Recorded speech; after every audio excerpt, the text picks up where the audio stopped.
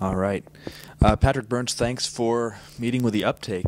Tell us a little bit about, just kind of a general overview, if you would, about the lawsuit that BATC has filed with Minnesota GreenStar and what this is about.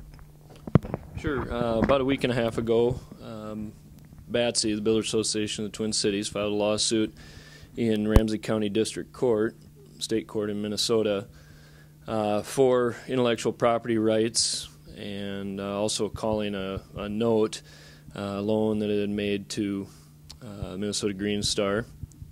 There was a hearing on that last Monday, or a portion of it, a restraining order restricting, BATC was requesting Minnesota GreenStar be restricted from using intellectual property that BATC believed it owns.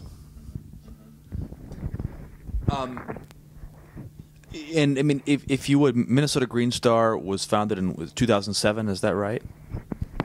Yeah, that's my understanding. Maybe officially in 2007, and a lot of work leading up to that by different organizations, including the state of Minnesota. Okay. And what is Minnesota GreenStar's intention? What is it there for? And what might have caused this rift between BATC and Minnesota GreenStar?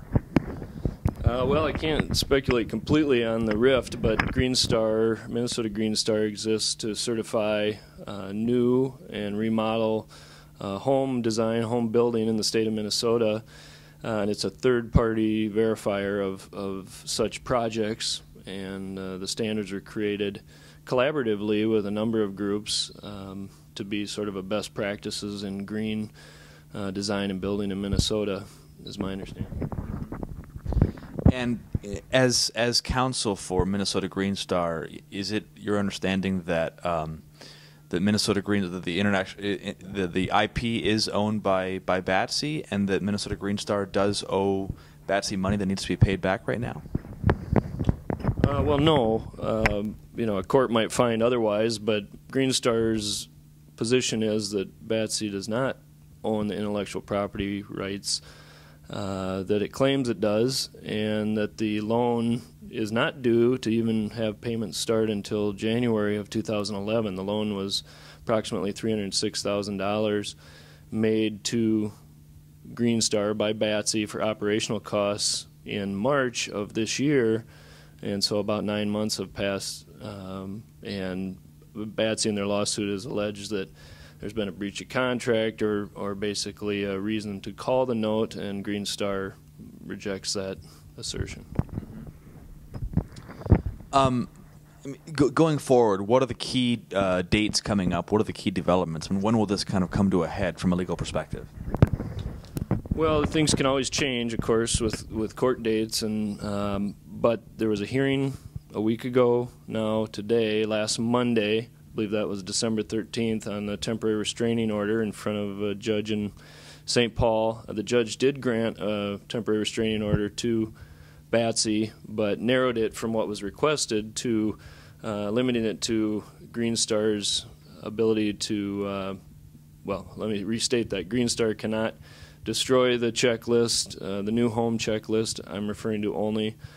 It can do whatever it wants with the remodel checklist, but the judge narrowed the restraining order to destroying, altering, selling, licensing the new home checklist or guide, and GreenStar intends to fully comply with the judge's order, of course. Additionally, BATC is required to post a $150,000 bond by today. I don't know whether that's been done or not, but the next hearing on the temporary injunction is November 24th, 2010, so the restraining order is essentially a temporary decision by the court until a more full hearing on the merits can be had on January 24th.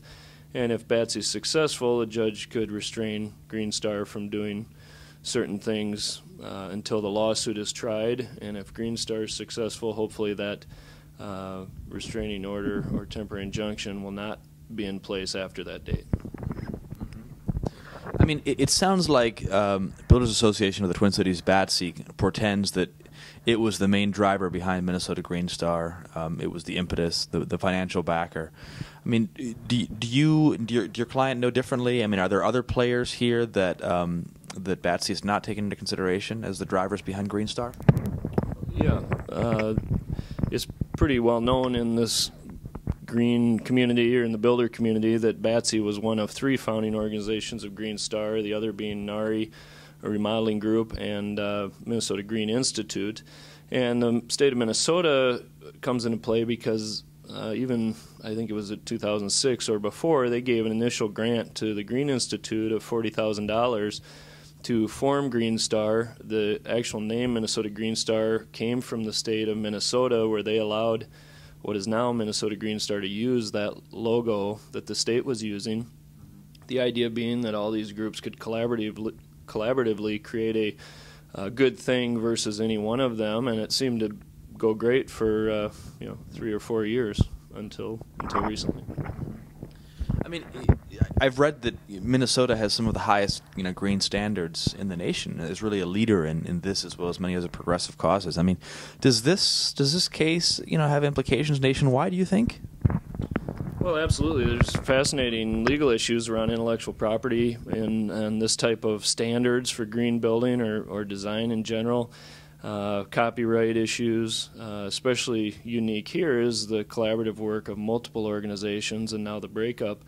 I understand that different states do things differently, so the way Minnesota does it is unique from other states. And I know there's a blog out done out of Philadelphia by a lawyer that posted this, and it got picked up by Reuters, and so it is getting some exposure, just the uniqueness of it. Green, of course, sounds like a good cause, and some people are particularly interested in that cause.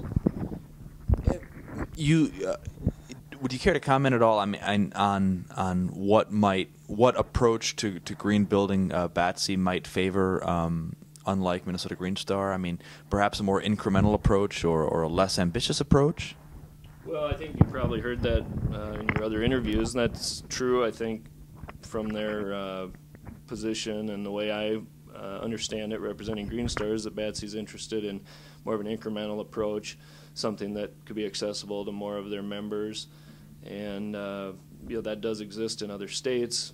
GreenStar resisted that offer of essentially BATC had offered to take over GreenStar operationally and financially, and GreenStar said thanks but no thanks, and decided that its standards were fine. GreenStar wasn't trying to change its standards, they were trying to keep it the same, and there was, at least my understanding is, that BATC wanted to change the standards. Thanks, Patrick. Anything else you want to add about this? Well, yeah, I think it's important to note that there are members of all these organizations on the GreenStar board. So, in a lot of ways, members, my clients' membership and leadership still views BATC as an integral part of GreenStar, certainly its board members, and it is an uncomfortable position for I think all the groups and individuals involved to be in, and it was GreenStar's position all along that the groups could coexist, that if BATC wanted to create its own different green checklist or model, that they could do so, and they had said, that's fine, we wish you well. Subsequent to that, BATC decided that it needed some of the checklists and things that GreenStar had, and that's the genesis of this suit.